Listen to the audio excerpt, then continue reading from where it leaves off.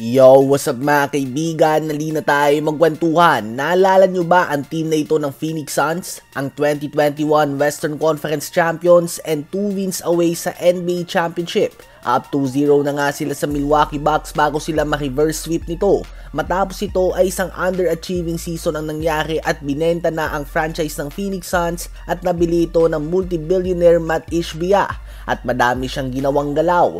Basically, bumuo siya ng kanyang bagong team at si Devin Booker lang ang tinira niya. Si DeAndre Ayton ay trinade niya. Si Chris Paul ay trinade niya din. Si Mikal Bridges, Jay Crowder at iba pang key piece sa kanilang championship run ay lahat sa trade ang naging ending nito. Ang kinuha niya ay si Kevin Durant. Okay na nga sana ang pagkuha nila dito dahil balanse pa ang lineup nila with Chris Paul, Devin Booker, Kevin Durant and DeAndre Ayton. Hindi si KD ang defensive player na tulad ni Mikal Bridges, subalit malaking upgrade nga ito sa opensa. Ganun pa man ay trinade din nila si DeAndre Ayton at trinade din nila si Chris Paul kapalit si Bradley Beal at nabuo na nga ang Big 3 ni Devin Booker, Bradley Beal at Kevin Durant. At ang ending ng trio nila ay not even single playoff win mga kaibigan dahil binalis nga sila ng Minnesota Timberwolves last playoffs at hindi sila nakapasok sa kahit na play-in tournament man lang ngayong season dahil hindi nga balanse ang lineup nila. Lahat ito shot creator at walang matinong playmaker and facilitator or center.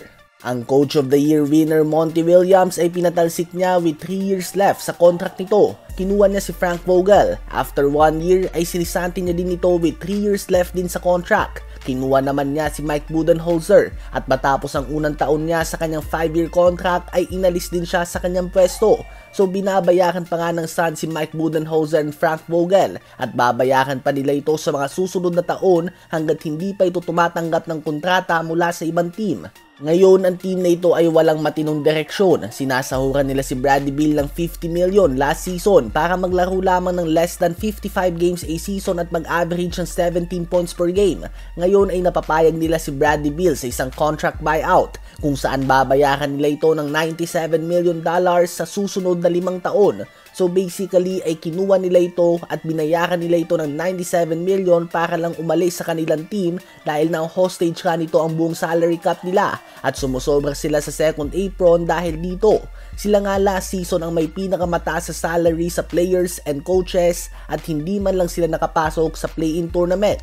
Ngayon ay may Jalen Green sila at Devin Booker duo at mukhang napakahirap nito na maging fit lalo na kung wala pa din silang makukuhang matinong point guard. Hindi nga ito video game na bumuo ka lang ng lineup of talented players at magkakampyon ka na. Nag-e-exist nga dito ang chemistry at isang bagay ito na hindi maintindihan ng owner ng Phoenix Suns na puro labas lang ng pera.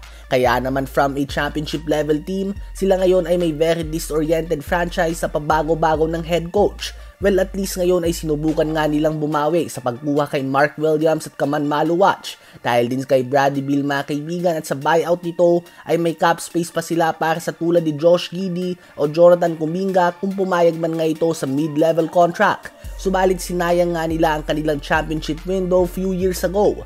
Ano ba masasabi nyo tungkol dito?